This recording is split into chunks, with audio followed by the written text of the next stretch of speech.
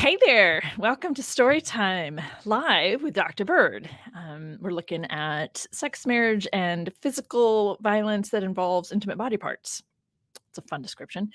Um, yeah, so today we're jumping into Judges. We have to look at the first couple chapters together, and then we'll see how much more. We've done a few in Judges already, but yeah, we get to talk about Jael, and we get to talk about Aksa again, and Deborah, and so here we are. Let's give it a warm.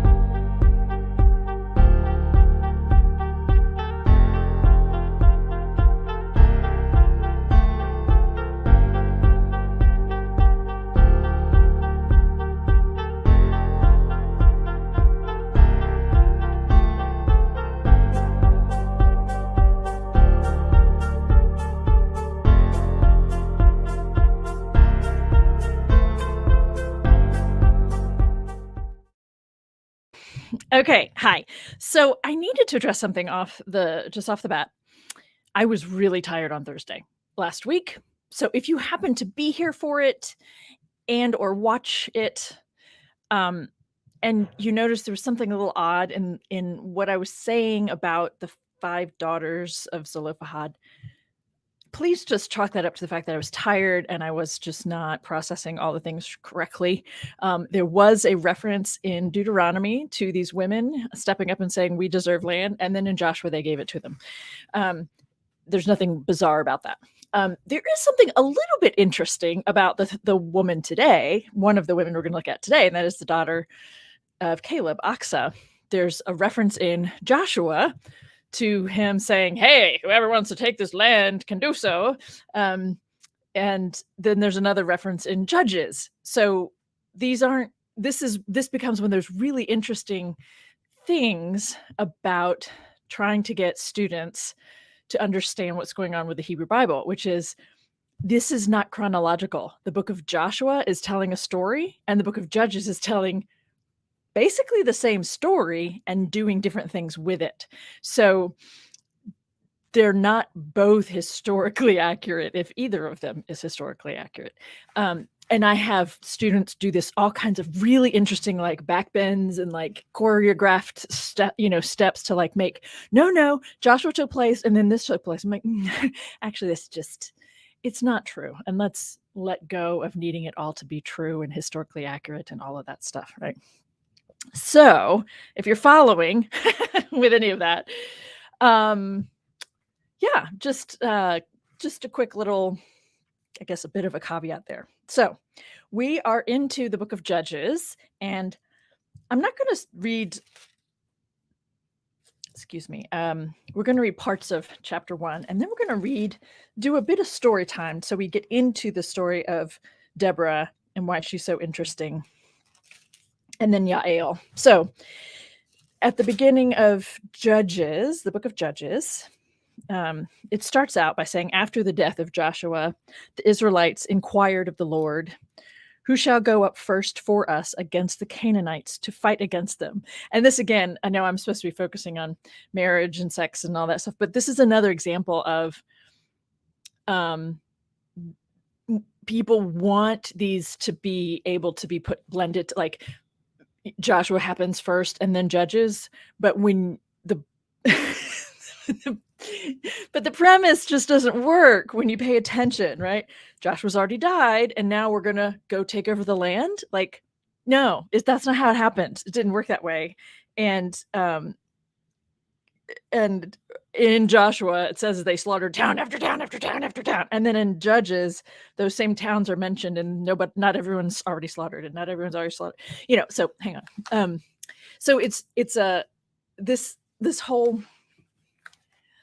I'm commenting because I know that a lot of people here live or who watch it later are not upset by any of this, but I'm raising the point so that if you happen to know someone for whom this is the way they read, is that this is all literal, there are so many little bits and pieces you can point out to someone to help them see that it doesn't work for Joshua to have happened first and then Judges to have actually happened afterwards. Okay.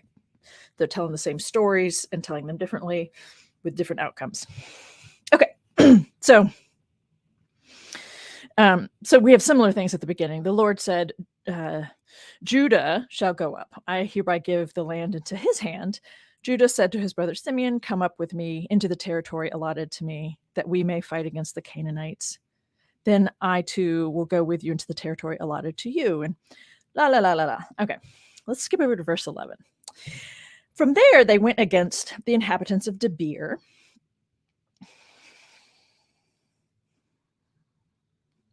The name of Debir was formerly Kiriath Sefer. Then Caleb said, and this is almost word for word what is said in Joshua chapter 15, whoever attacks Kiriath Sefer and takes it, I will give him my daughter Aksa as a woman. My English says wife. And Othniel, son of Kenaz, Caleb's younger brother, so still the same family relation, so Othniel is Caleb's nephew, took it, and he gave him his daughter Aksa as wife. And as wife, so my English is wife, and in the Hebrew it's woman. And so cousins, as I discussed and kind of stumbled around a little bit last week with, which it's just kind of awkward. Not trying to judge when that happens still today, because it does still happen, and it's a thing to think about, right? When she came to him, she urged him to ask her father for a field.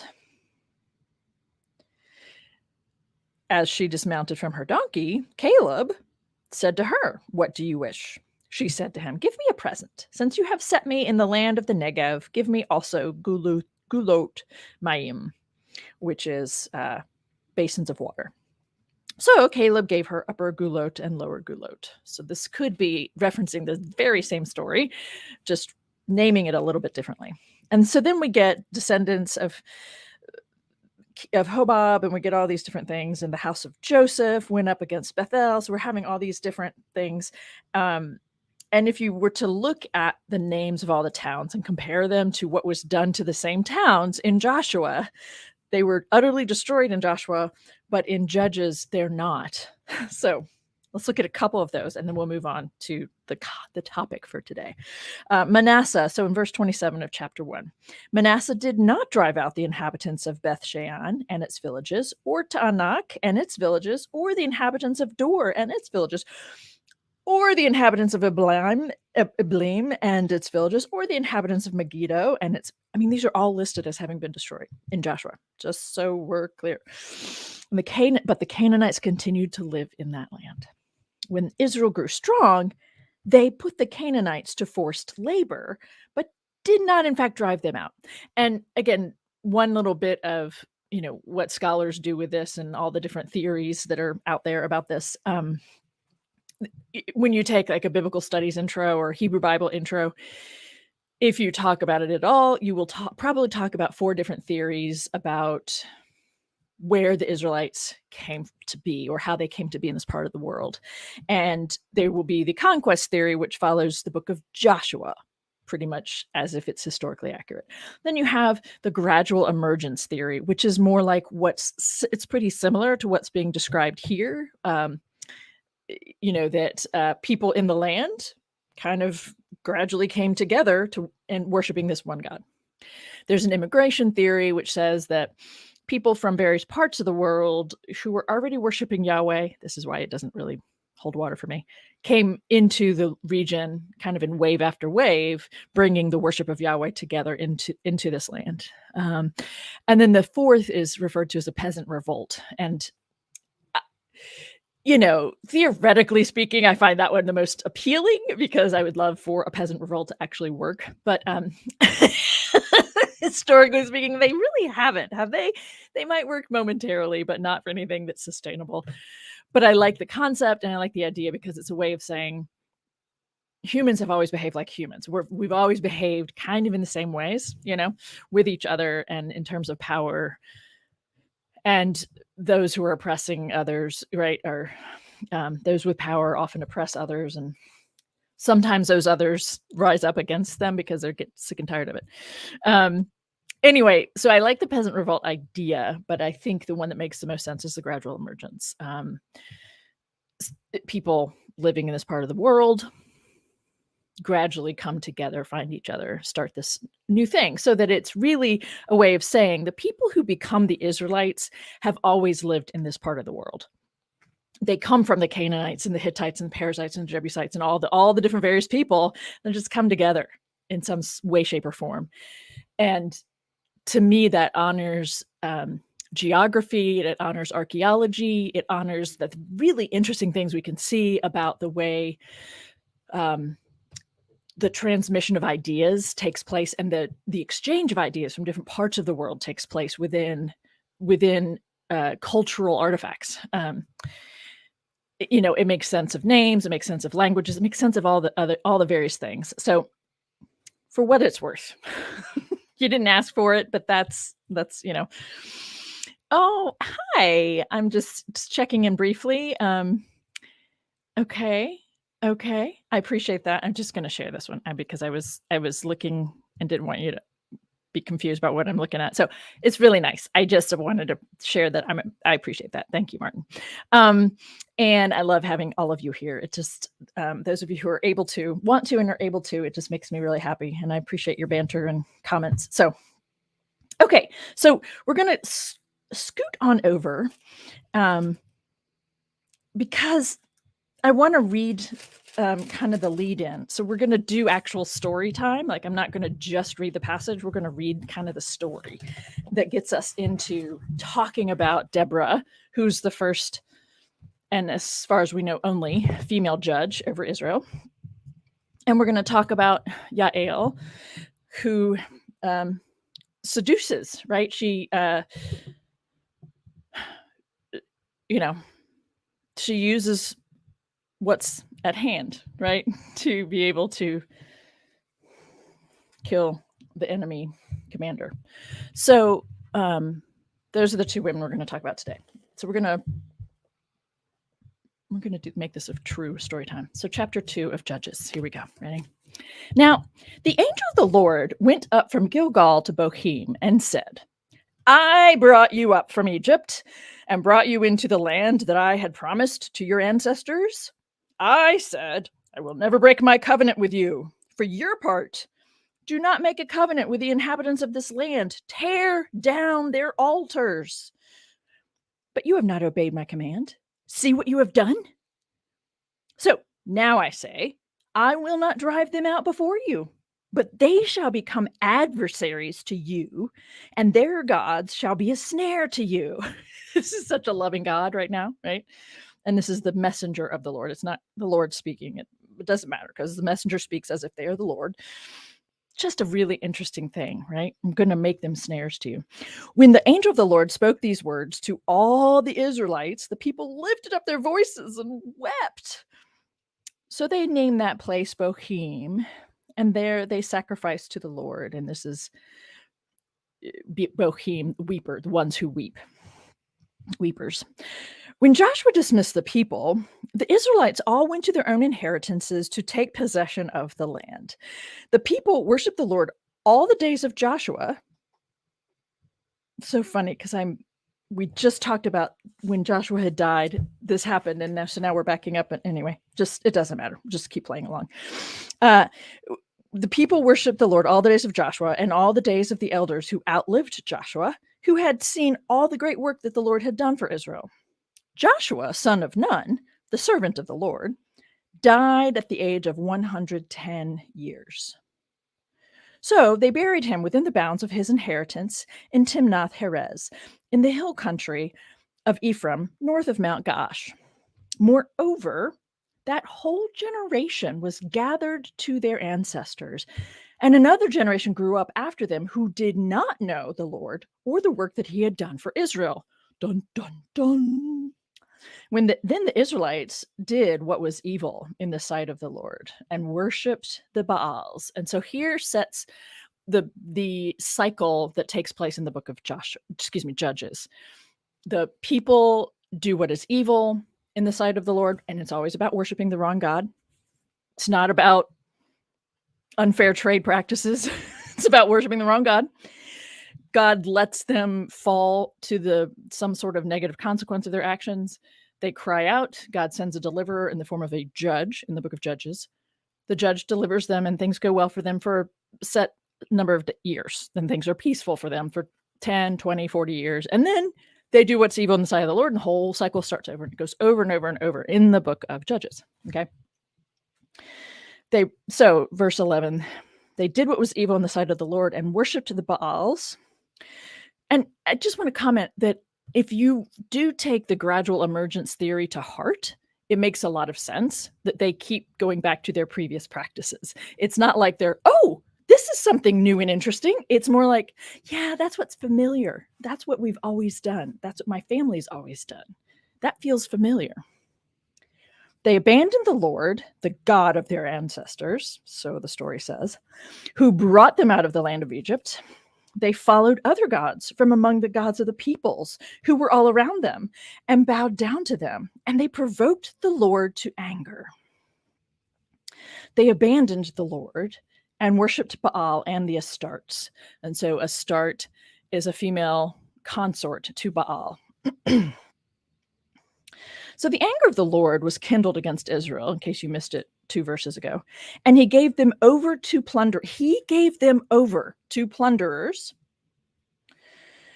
who plundered them, and he sold them into the power of their enemies all around so that they could no longer withstand their enemies. This is a really stunning way of talking about God actively intervening in some way so that they are sold to their enemies. I have a really hard time getting a lot of people who come from a faith background, Christian or Jewish, to see this for what it's saying. And you'll hear things like God's ways are higher than ours. He had to let this happen so they could come to their senses, all these kinds of things. But really it's, when you worship a God who behaves like this, we shouldn't be surprised that people that do worship that kind of a God also do really harsh, hateful, judgmental kinds of things. Okay. Whenever they marched out, the hand of the Lord was against them to bring misfortune, as the Lord had warned them and sworn to them, and they were in great distress. So you piss off the Lord and he's going to whoop your ass. Then the Lord raised up judges. So here it goes, right? This is the beginning of the cycle. The Lord raised up judges who delivered them out of the power of those who plundered them.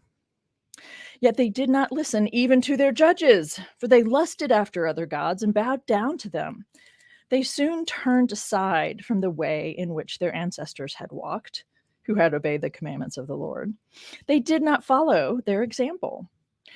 Whenever the Lord raised up judges for them, the Lord was with the judge, and he delivered them from the hand of their enemies all the days of the judge.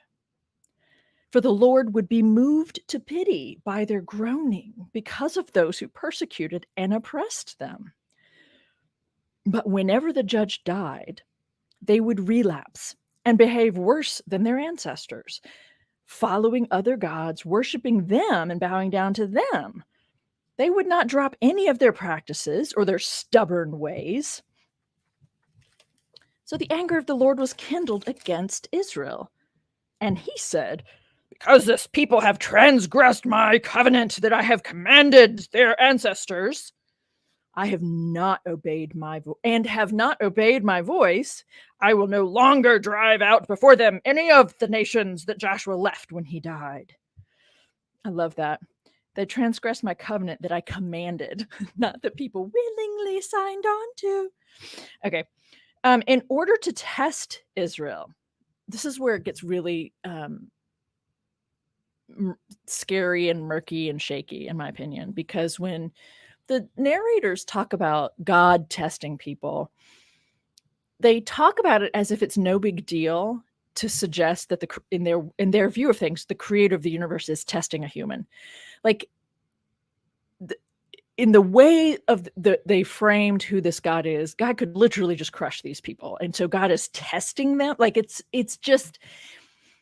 not proportionate. Like it doesn't work the way that people want it to work. So I always try to point these things out, right?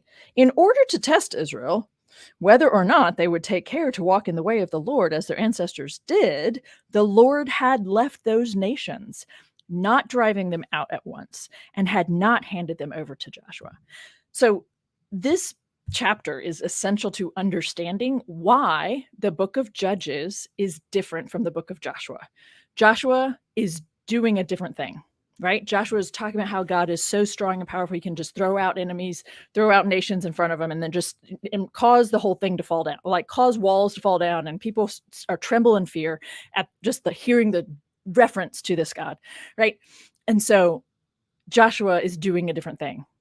Judges is doing a separate thing from Joshua. It's explaining why the people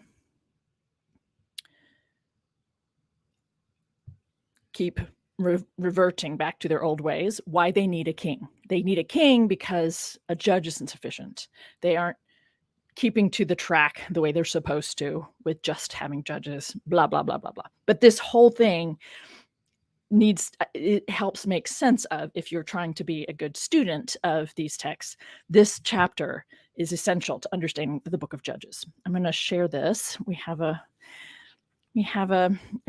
super chat. Thank you, Wade Rogers. That's Israelites go back to worship of Baal and start. Sorry, that Israelites go back to worship of Baal and start shows they never stopped worshiping other deities. Correct. So henotheistic. So I do agree with you. I think that it's a nod to the gods they did worship. And I think it's debatable to what extent any of these people only worshipped Yahweh ever at any point in time, because you have all of the prophets are going to talk about it, right? Where you haven't gotten to the prophets yet. I have to really prepare myself because some of that language is just nasty.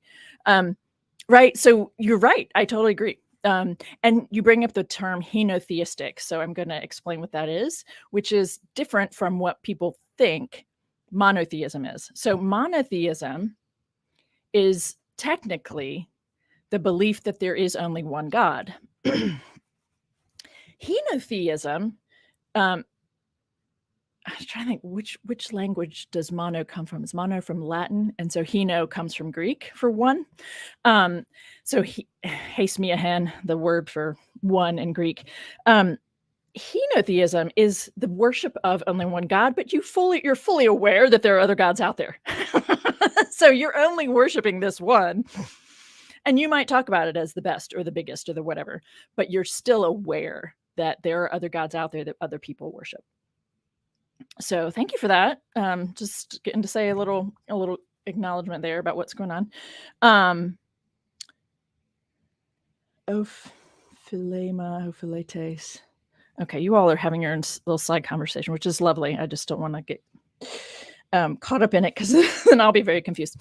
Okay, so right. Okay, so that's what's going on, and I think it's important to understand this is the framework or the premise for the whole book of Judges. It's doing a different thing so that even when we have someone as awful and atrocious as Samson, for instance, who is one of the judges, he's awful, really. I mean, he's a terrible human being. He has rage issues.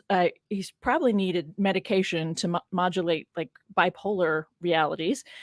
He's terrible communication skills, so his relationships are just gross.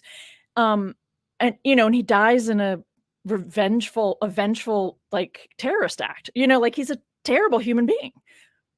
We don't actually have to like him, right? That's kind of the point. The book of Judges isn't about saying all of these leaders are great people. It's actually saying none of them are sufficient. And so we get Jephthah, who's not terribly well grounded, or maybe just not the sharpest tool in the shed. I don't know. But he helps for a moment, and then, ends up getting his daughter, killed because of his own rash, promise making. And we aren't supposed to think that all of these judges are great, is my point. Now, these are the nations that the Lord had left to test all those in Israel who had no experience of any war in Canaan. It was only that successive generations of Israelites might know war to teach those who had no experience of it before. The 5 lords of the Philistines and all the Canaanites and the Sidonians and the Hivites who lived on Mount Lebanon, from Mount Baal Hermon as far as Lebo Hamath, they were for the testing of Israel, to know whether Israel would obey the commandments of the Lord, which he commanded their ancestors by Moses. So the Israelites lived among the Canaanites, the Hittites, the Amorites, the Perizzites, the Hivites, and the Jebusites, all people that in Joshua they supposedly destroyed, right? And they took their daughters as women, my English says wives, for themselves. Dun, dun, dun. Not supposed to do that. And their own daughters they gave to their sons, and they worshipped their gods. Okay. Second version of the Israelites did what was evil in the sight of the Lord, forgetting the Lord their God and worshiping the Baals and the Asherahs. Let's see if we need to read this part. It is kind of a fun little story, part of the story. So I'm going to go ahead and read it because it's just kind of fun. So, therefore, the anger of the Lord was kindled against Israel, and he sold them into the hand of, I just think it's important to kind of highlight this language, right? The Lord is selling them into the hand of King Cushan Rishathaim of Anam Naharaim. And the Israelites served Cushan Rishathaim 8 years. 8 years of oppression or servitude. But when the Israelites cried out to the Lord, second piece of the cycle, the Lord raised up a deliverer for the Israelites who delivered them, Othniel, son of Kenaz, Caleb's younger brother, the one we heard about who stepped up before, right? The Spirit of the Lord came upon him, and he judged Israel, for he went out to war, and the Lord gave King Cushan Rishathaim of Aram into his hand, and his hand prevailed over Cushan Rishathaim. So the land had rest 40 years. Then Othniel, son of Kenaz, died. And that's one version of the cycle. The Israelites again did what was evil in the sight of the Lord. Oh my gosh. After 40 years, and they make it seem like it's 2 days, right?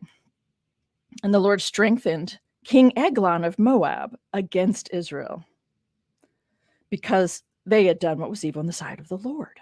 In alliance with the Ammonites and the Amalekites, he went and defeated Israel, and they took possession of the city of palms.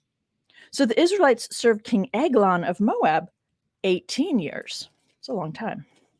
But when the Israelites cried out to the Lord raised up for them a deliverer, Ehud, son of Gera, the Benjaminite, a left-handed man. Why is this relevant? It is relevant. The Israelites sent tribute by him. Raise your hand if you know this part of the story. It's kind of a fun. In setting aside all the killing and whatnot and deception, and it's kind of a fun part of the story.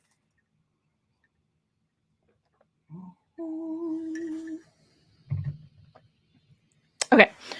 Set tribute to King Eglon of Moab. Ehud made for himself a sword with 2 edges, a cubit in length, and he fastened it on his right thigh under his clothes, which if you're right-handed is not where you're going to put it. That's the point, right? They aren't going to look at they're going to look at the left thigh and there won't be something there, right?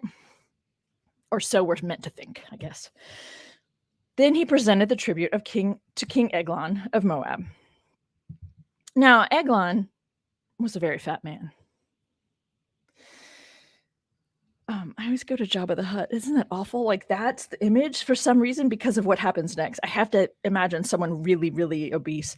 When Ehud had finished presenting the tribute, he sent the people who carried the tribute on their way. But he himself turned back at the sculptured stones near Gilgal and said, I have a secret message for you, O king. So the king said, silence! And all his attendants went out from his presence. Ehud came to him while he was sitting alone in his cool roof chamber and said, I have a message from God for you. So he rose from his seat. Then Ehud reached with his left hand, took his sword from his right thigh, and thrust it into Eglon's belly.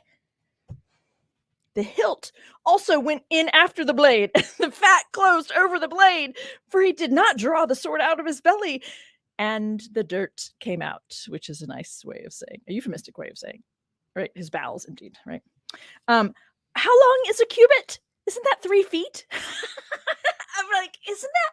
Maybe it's not. Maybe it's only 1.5 feet. Still, that's long. So that's why I'm like, I have to picture someone very large and obese, not just large, very, for that to just get sucked in.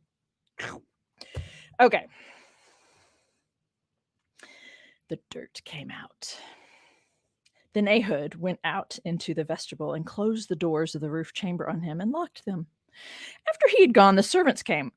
When they saw that the doors of the roof chamber were locked, they thought, he must be relieving himself in the cool chamber. So they waited until they were embarrassed. When he still did not open the doors of the roof chamber, they took the key and opened them. There was their lord lying dead on the floor. Ehud escaped while they delayed and passed beyond the sculptured stones and escaped to Seirah. When he arrived, he sounded the trumpet in the hill country of Ephraim, and the Israelites went down with him from the hill country, having him at their head. He said to them, "Follow after me, for the Lord has given your enemies, the Moabites, into your hand." So they went down after him and seized the fords of the Jordan against the Moabites and allowed no one to cross over. At that time, they killed about 10,000 of the Moabites. All strong, able-bodied men, no one escaped. So Moab was subdued that day under the hand of Israel, and the land had rest 80 years. After him came Shamgar, son of Anath, who killed 600 of the Philistines with an ox goad. He too delivered Israel. I mean, is this like a precursor to Samson? What is an ox goad? Does anyone know what an ox goad is? I'm assuming it's... Anyway, okay, here comes Deborah, okay? The Israelites again did what was evil in the sight of the Lord after Ehud died. So the Lord sold them. I just can't get over it. It's so hard to say these words out loud over and over. The Lord sold them into the hand of King Jabin of Canaan, who reigned in Hazor.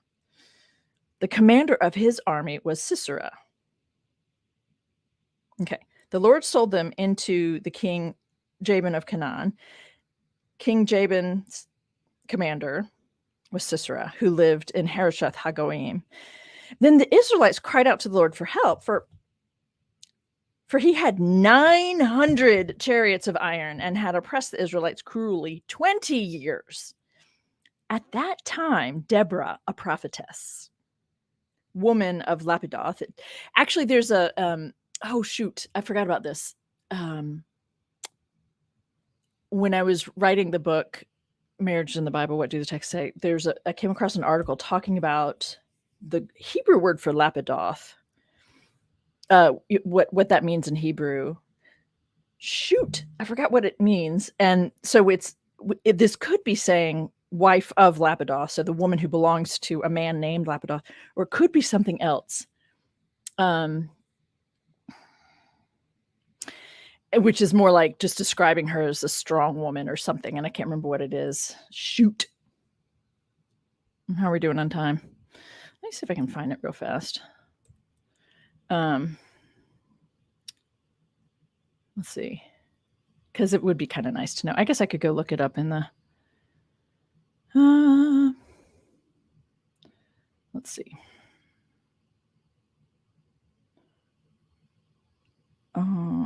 Stone. No. Wait. It might have been there. It's not. This is silly. Are there two P's in Lapidoth?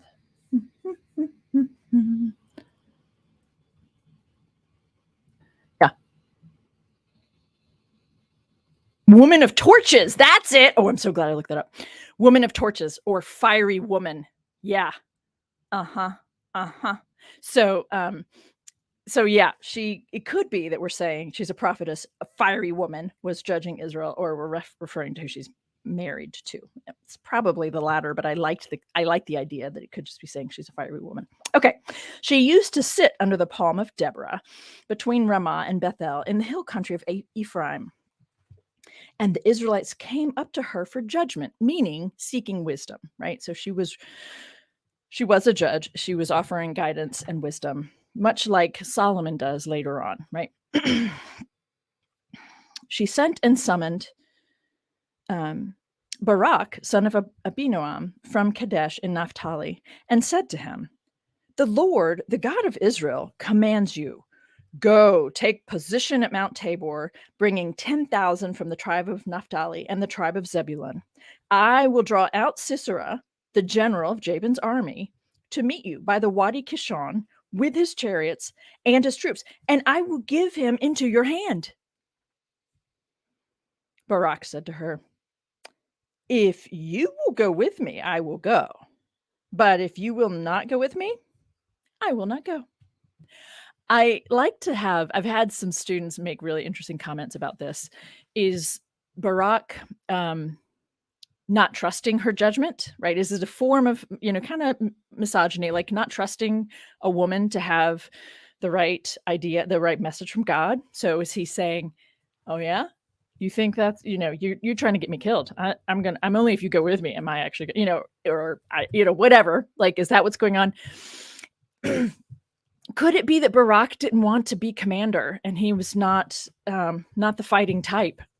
He was just trying to not go to war. I mean, there are all kinds of interesting things, but I think it's interesting that how much it varies. You can read that one line, that one sentence in several different ways. It means lots of different things, right? I mean, he could have said, if you will go with me, I'll go. But if you do not go with me, I will not go, scared, not believing her, whatever. Anyway, it's kind of fun. And she said, oh, I will surely go with you. Nevertheless, the road on which you are going will not lead to your glory. For the Lord will sell Sisera into the hand of a woman. I mean, it makes me think it's more misogyny, right? That he's just kind of calling her bluff or telling her he doesn't trust her. And so she's like, yeah, sure, fine. You don't have to trust me. But you don't get the glory now. Then Deborah got up and went with Barak to Kadesh. Barak summoned Zebulun and Naphtali to Kadesh, and 10,000 warriors went up behind him, and Deborah went up with him. Now, Heber the Kenite had separated from the other Kenites.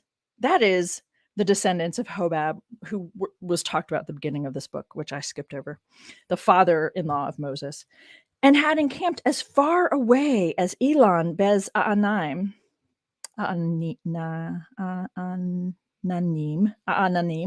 which is near Kadesh. So are we tracking that we have a guy who is, I just want to make sure everybody is understanding what's happening here. Are the Kenites? Okay, sorry. Getting caught up in the details instead of just reading. Sorry about that. Okay. So I was thinking that the Kenites were actually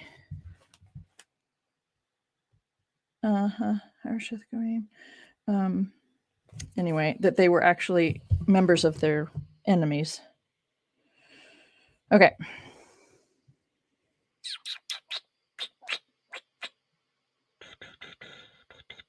See, this is the thing. I told myself not to do this because I didn't spend enough time like rereading it ahead of time. Anyway, okay. So one of the Kenites is basically over near where the fighting is about to take place. That's the point here. I'm thinking that he's about to change sides, though. Anyway, so when Sisera was told that Barak, son of Abinoam, had gone up to Mount Tabor, Sisera called out all his chariots, 900 chariots of iron, and all the troops who were with him, from Harosheth Hagoyim to the Wadi Kishon. When Deborah said to Barak, up, for this is the day on which the Lord has given Sisera into your hand. The Lord is indeed going out before you. So Barak went down from Mount Tabor with 10,000 warriors following him. And the Lord threw Sisera and all his chariots and all his army into a panic before Barak. Sisera got down from his chariot and fled away on foot, while Barak pursued the chariots and the army to Harosheth Hagoyim, all the way back to their camp. All the army of Sisera fell by the sword. No one was left. Now Sisera had fled away on foot to the tent of Jael, the wife of Heber the Kenite. So I think the reason I was trying to make sure is he's thinking this is safe, right? Because it's a Kenite. Yeah, for there was peace between King Jabin of Hazor and the clan of Heber the Kenite. Jael came out to meet Sisera, and she said to him, "Turn aside, my lord, turn aside to me. Have no fear." So he turned aside to her and into the tent, and she covered him with a rug.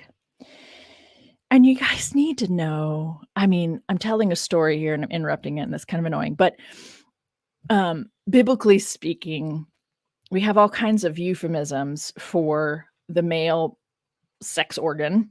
Hand and foot actually are two of the primary ones, interestingly enough. But we have references to tent, and also to cisterns and wells as really uncreative euphemisms for vaginas, just so you know. Okay. So he turned aside to her into the tent, and she covered him with a rug. Then he said to her, but it's like the most intimate space, right? To go into someone's tent, regardless of nuances. He said to her, "Please give me a little water to drink, for I'm thirsty." So she opened a skin of milk and gave him a drink and covered him. He said to her, "Stand at the entrance of the tent, and if anybody comes and asks you, 'Is anyone here?' say no." I love the fact it's like one of like the earliest mansplainer like moments, right? No. Is that what I should do if I'm trying to hide you? Asshole.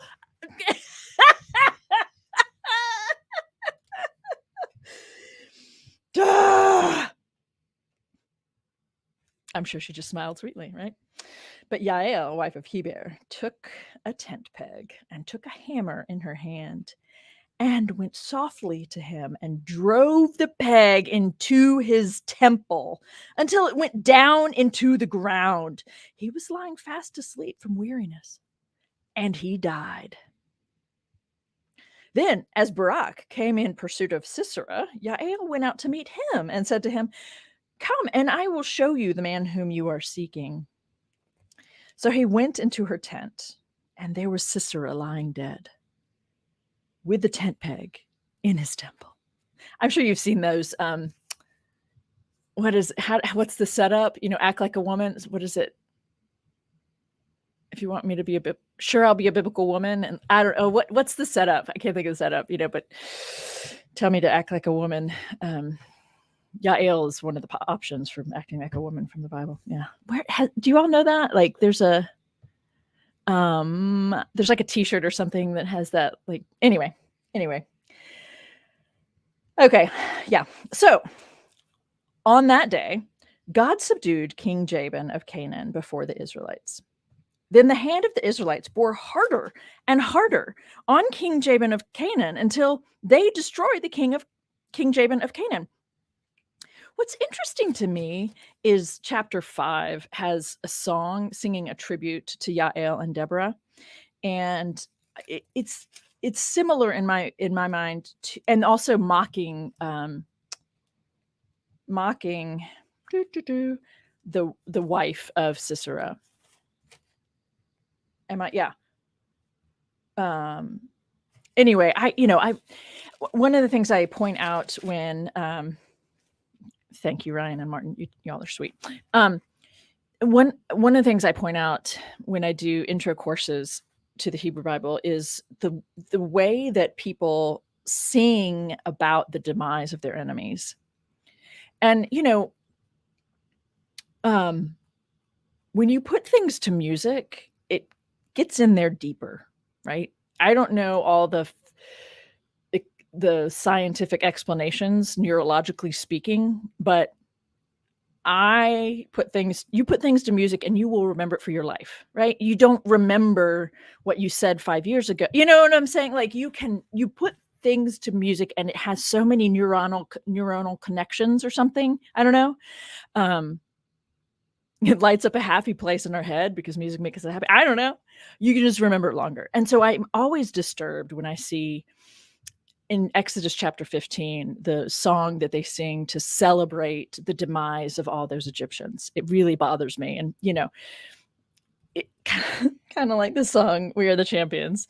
Like there's the backside, we will, I mean, I just, Celebrating the demise, not just celebrating being champion, but celebrating the demise of your enemies perpetuates an us them mentality, perpetuates this issue of that we're dealing with on this planet, which is a lack of world peace, you know. So I'm going to read part of the song. And I one of the first conferences I went to as a graduate student, I heard someone talk about the description of the killing of Sisera in the song is a little bit different than the description of it in the narrative. In the song, it makes it sound like they were actually getting busy as a way for her to be close enough to him. There's no reason for that to be true, but it also doesn't surprise me because it's a little more juicy, right? But for the purposes of these story times, doing live, talking about the issues of sex and marriage and physical harm involving intimate body parts, what is it that women, and what's happening here, right? We have Deborah, who's a judge, the one judge who's mentioned at least, and she's about to lead into a serious battle, and her own commander doesn't believe her. So she just says, fuck you. It's going to be a woman who's going to take him down then. But how is it that woman, what is it that woman has to do in order to, she seduces him? Well, she uses the tools at hand, right? So you can't really blame her for functioning within the power structure that she was living in, right? It's very clever. But then we have these texts and stories that become canonized, and women are having to use their bodies, having to seduce in order to get shit done. So where do you cut? At what point in history do you sever the ties between this issue and the way they participate in it helps to perpetuate the issue, right? Yeah. Okay. So anyway, Deborah and Barak, son of Abinoam, sang on that day, saying, "When locks are long in Israel," which is kind of fun reference to the fact that these men have dreadlocks. I just think that's really fun. Needs to be pointed out. When the people offer themselves willingly, bless the Lord. Hear, O kings, give ear, O princes. To the Lord I will sing. I will make melody to the Lord, the God of Israel. Lord, when you went out from Seir, when you marched from the region of Edom, the earth trembled and the heavens poured, the clouds indeed poured water. The mountains quaked before the Lord, the one of Sinai, before the Lord, the God of Israel. In the days of Shamgar, son of Anath, in the days of Jael, caravans ceased and travelers kept to the byways. The peasantry prospered in Israel. They grew fat on plunder because you arose, Deborah, arose as a mother in Israel. Which is worth contemplating, or like a conversation sidebar. Mother in Israel? She's the judge. She's not. She should be likened to a queen, not anyway. Or is that a good thing? I don't know. Mother in Israel, when new gods were chosen, then war was in the gates. Was shield or spear to be seen among 40,000 in Israel? My heart goes out to the commanders of Israel who offered themselves willingly among the people. Bless the Lord. I'm sorry. I just can't. People who offer themselves to die for a nation. Tell of it, you who ride on white donkeys, you who sit on rich carpets, and you who walk by the way. To the sound of musicians at the watering places, there they repeat the triumphs of the Lord, the triumphs of his peasantry in Israel. Then down to the gates marched the people of the Lord. Awake, awake, Deborah, awake, awake, utter a song. Arise, Barak, lead away your captives, O son of Abinoam. Then down marched the remnant of the noble. The people of the Lord marched down for him against the mighty. From Ephraim they set out into the valley. Following you, Benjamin, with your kin. From Machir marched down the commanders, and from Zebulun those who bear the marshal's staff. The chiefs of Issachar came with Deborah, and Issachar, faithful to Barak, into the valley they rushed out at his heels. Among the clans of Reuben, there were great searchings of heart. Why do you tarry among the sheepfolds to hear the piping for the flocks? Among the clans of Reuben, there were great searchings of heart. Gilead stayed beyond the Jordan, and Dan, why did he abide with the ships? Asher sat still at the coast of the sea, settling down by his landings. Zebulun is a people that scorned death. Naphtali, too, on the heights of the field. Are they ticking off which tribes were man enough? Please forgive me. To step into battle and which were not? I don't really think that way about manliness. The kings came, they fought. Then fought the kings of Canaan. At Tanakh, by the waters of Megiddo, they got no spoils of silver. The stars fought from heaven. From their courses they fought against Sisera. The torrent Kishon swept them away. The onrushing torrent, the torrent Kishon. March on, my soul, with might. Then loud beat the horses' hooves with a galloping of his steeds. Curse Meroz, says the angel of the Lord. Curse bitterly its inhabitants, because they did not come to the help of the Lord against the mighty. Most blessed of women be Jael, the wife of Heber the Kenite. Wife, my English is wife. The woman of Heber the Kenite, of tent-dwelling women most blessed. He asked water, and she gave him milk. She brought him curds in a lordly bowl. She put her hand to the tent peg, and her right hand to the workman's mallet. She struck Sisera a blow. She crushed his head. She shattered and pierced his temple. He sank. He fell. What? At her feet he sank. He fell. Where he sank, there he died. Just up for interpretation, that's all I'm trying to say. Out of the window she peered. The mother of Sisera, the mother, not the wife of Sisera. The mother of Sisera gazed through the lattice. Why is his chariot so long in coming? Why tarry the hoofbeats of his chariots? Her wisest ladies make answer. Indeed, she answers the question herself. Are they not finding and dividing the spoil? A girl or two for every man. Spoil of dyed stuffs for Sisera. Spoil of dyed stuffs embroidered. 2 pieces of dyed work embroidered for my neck as spoil. So perish all your enemies, O Lord, may your friends be like the sun as it rises in its might. And the land had rest 40 years. Pause. Okay. That's it for today. That's the story time.